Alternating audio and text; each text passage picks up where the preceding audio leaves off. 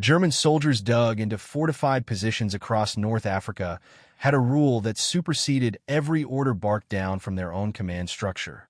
If you hear nothing, and you can't see anyone, and the man next to you simply isn't there anymore, you do not wait until morning to find out why.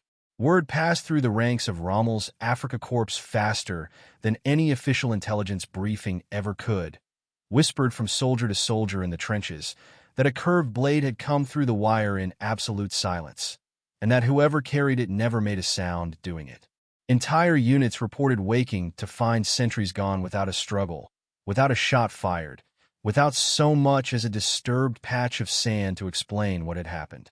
This is the story of the Gurkhas, the small mountain soldiers from Nepal who fought under the British flag for more than 2 centuries, and whose reputation grew so fearsome that enemy troops on 3 different continents came to believe, half joking and half in genuine dread, that these men simply could not be killed.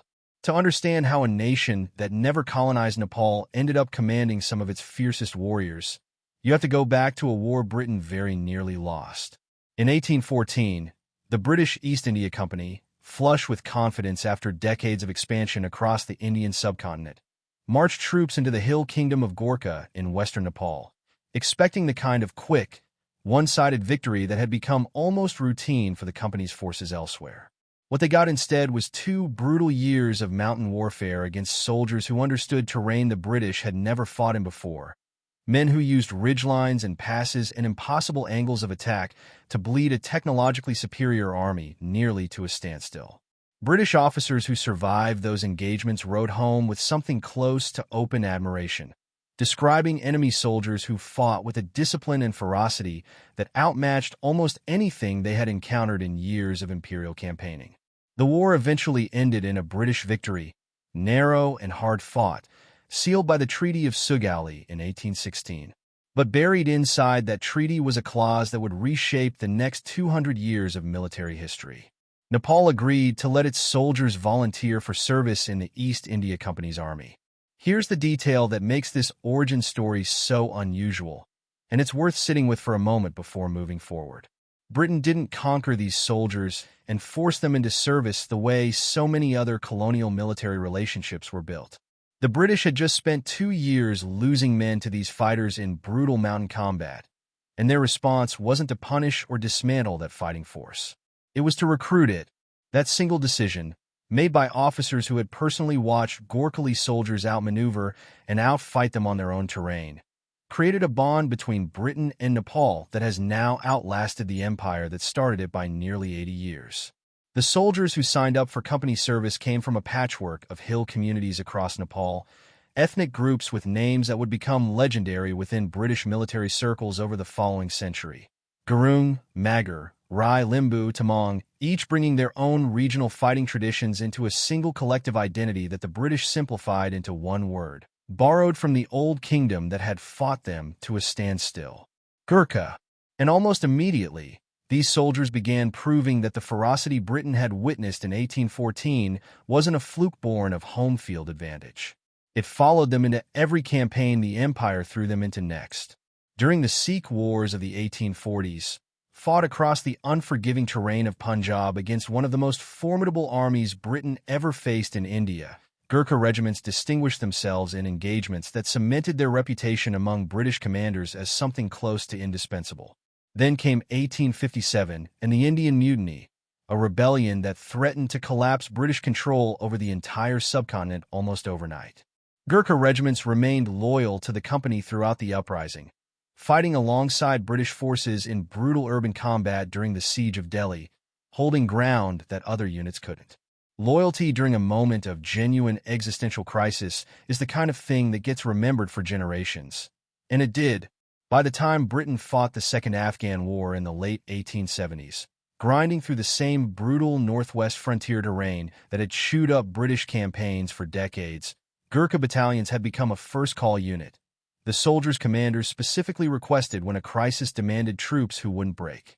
There's a story from this frontier era, retold so often within regimental circles that it's become something close to legend, about a Gurkha soldier named Janji Atapa, who took a direct hit from an enemy round during a frontier skirmish and somehow walked away with barely a mark, the spent cartridge flattening harmlessly against his forehead instead of killing him outright.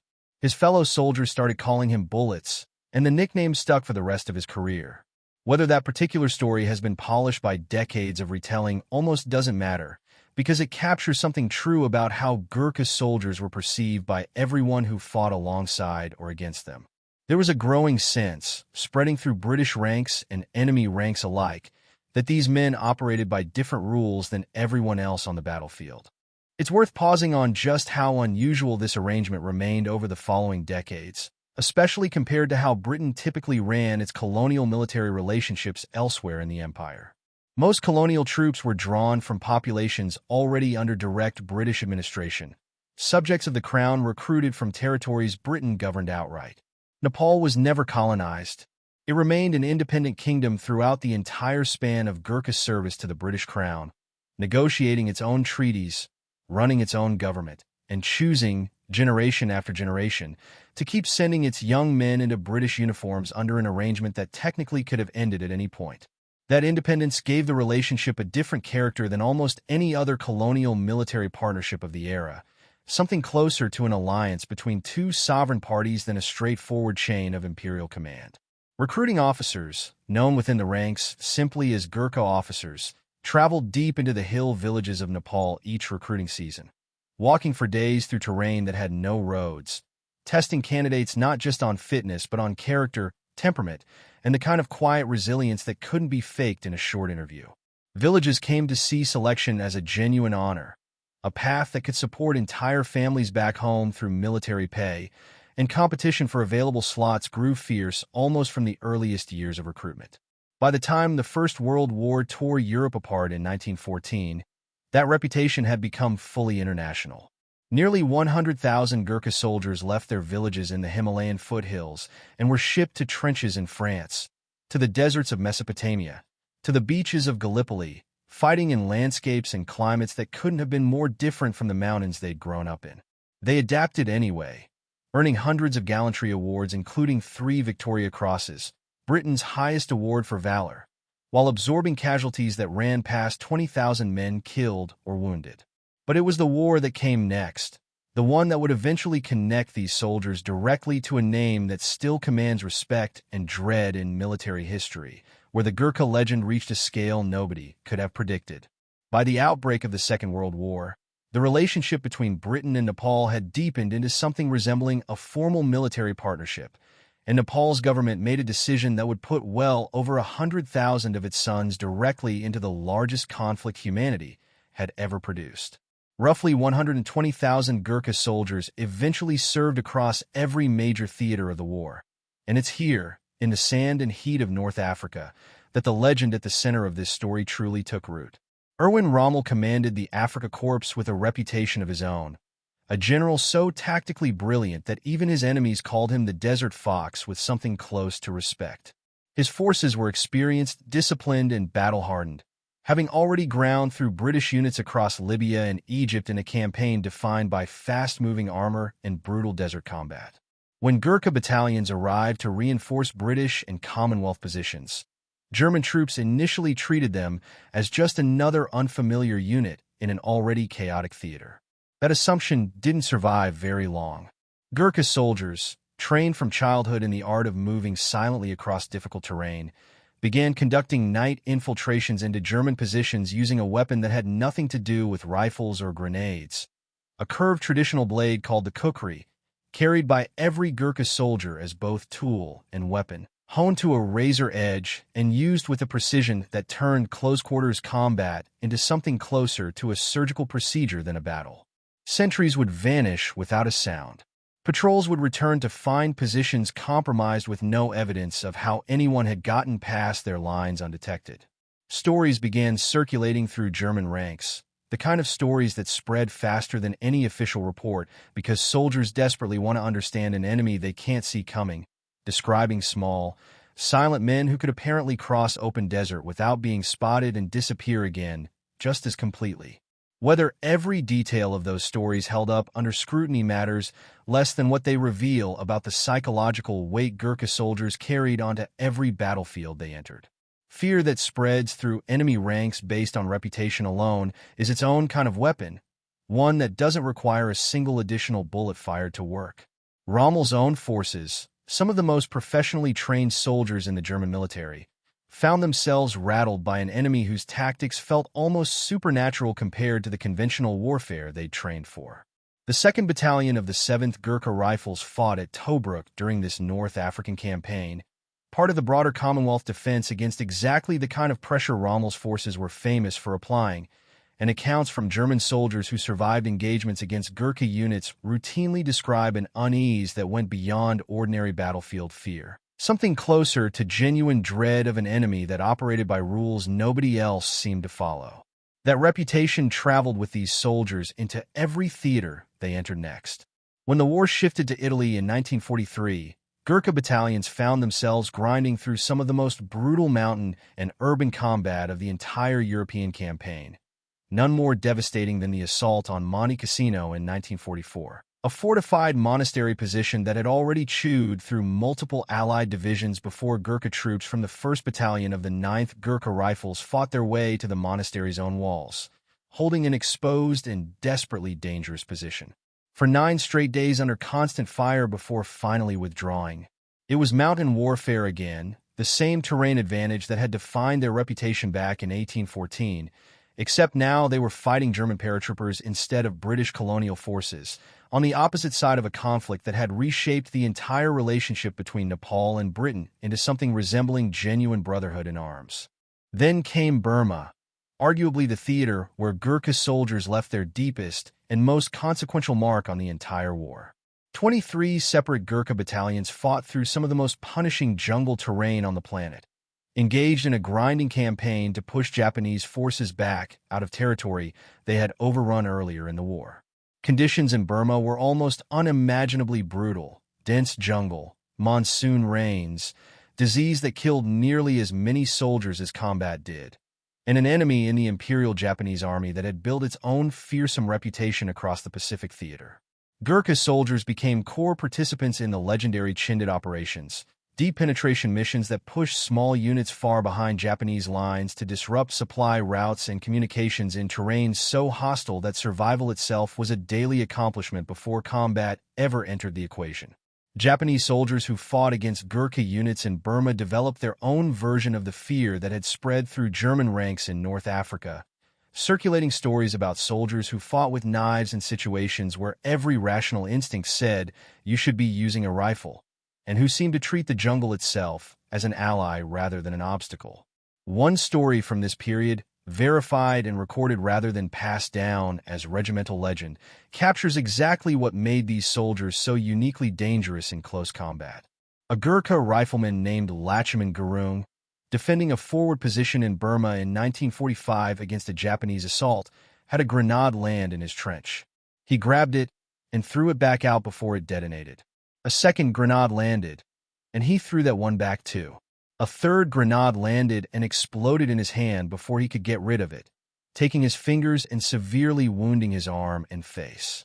Gurung kept fighting anyway, loading and firing his rifle single-handedly for the next 4 hours, holding his position against a Japanese force that outnumbered his tiny group by staggering odds, reportedly shouting for the enemy to come and fight a Gurkha as he did it.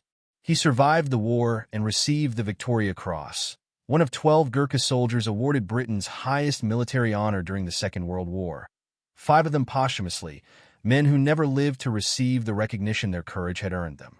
Across the entire war, Gurkha regiments suffered more than 20,000 casualties and lost roughly 9,000 men killed, a staggering toll paid by a nation that had no formal obligation to send its sons into a European war at all, and did it anyway, out of a relationship built on mutual respect that had been growing since 1814.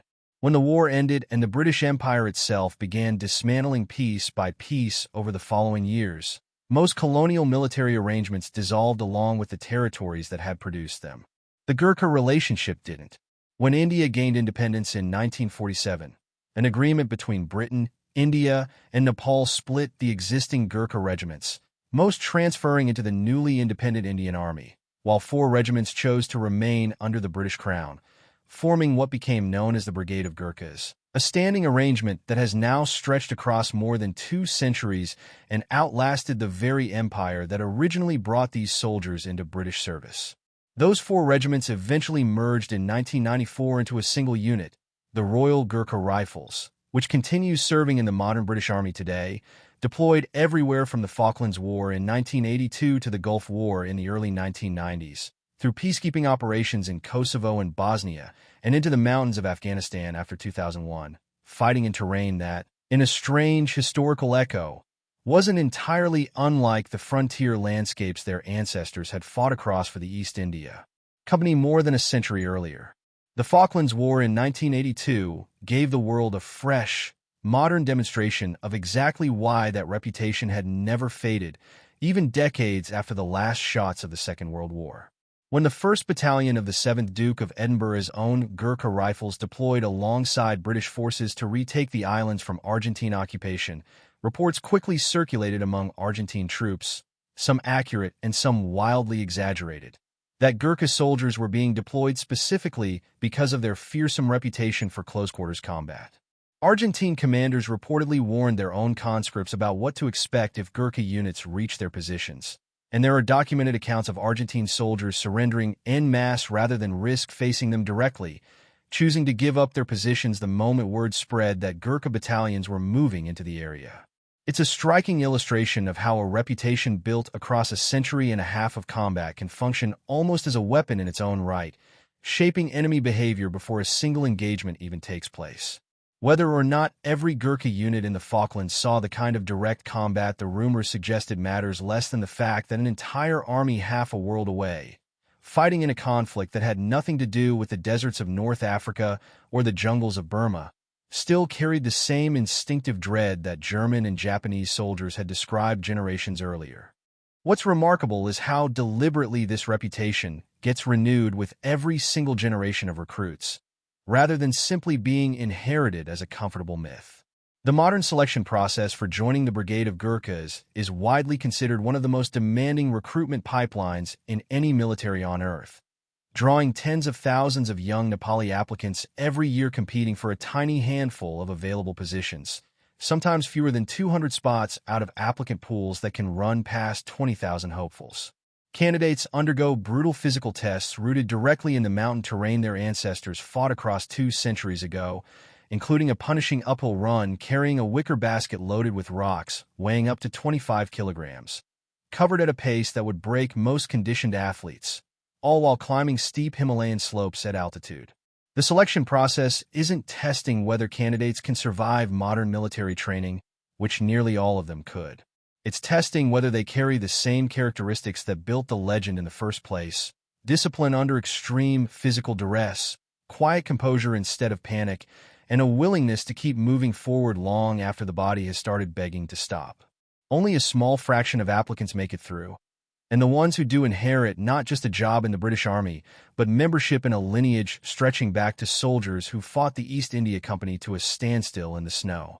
There's a tradition carried by every Gurkha soldier that captures something essential about why this reputation has survived so completely intact across 200 years of changing warfare. Every Gurkha carries a kukri, the same curved blade that spread fear through German and Japanese ranks alike, and regimental tradition holds that once drawn in genuine combat, the blade should not be sheathed again without having drawn blood, a rule passed down not as bureaucratic ceremony, but as a reflection of a deeper philosophy about commitment and follow-through that defines how these soldiers approach every fight they enter. It's a small detail, almost easy to dismiss as folklore dressed up for tourists and recruitment posters. But soldiers who actually served alongside Gurkha units across multiple wars, from North Africa to Burma to the Falklands, describe something consistent in how these men carried themselves in combat: a total absence of hesitation once a fight had actually started, the kind of unwavering commitment that no amount of training alone can manufacture in a person. That's really the mystery sitting underneath this entire story. The thing that made grown men in Rommel's veteran Afrika Korps whisper rumors about soldiers who seemed to move like ghosts through the desert night. It wasn't just skill, though the skill was real and hard-earned across generations of mountain fighting. It was the combination of that skill with an absolute, unshakable commitment once combat began, a psychological quality that turned ordinary infantry engagements into something the enemy genuinely feared before a shot was even fired. Fear that spreads on reputation alone, built soldier by soldier and battle by battle over 2 centuries, is one of the rarest and most valuable assets any fighting force can possess. And the Gurkhas built theirs the hard way, one impossible engagement at a time, starting on a mountainside in 1814 against the very empire that would eventually become their closest ally. There's something in this story worth carrying into your own life, whatever your version of a battlefield actually looks like. The Gurkhas didn't earn a reputation that spread fear through 2 world wars by being naturally fearless or immune to the same doubt and exhaustion every soldier feels. They earned it through an unbroken tradition, passed down explicitly from one generation to the next, that once you commit to something, you see it through completely, without half measures and without the option of quietly backing away when things get difficult. That's a rule you can apply the next time you're standing at the edge of a decision that matters. Whether it's a difficult conversation you've been avoiding, a goal you've started but haven't finished, or a commitment that's gotten harder than you expected it to be. The blade doesn't go back into sheath until it's done what it was drawn to do.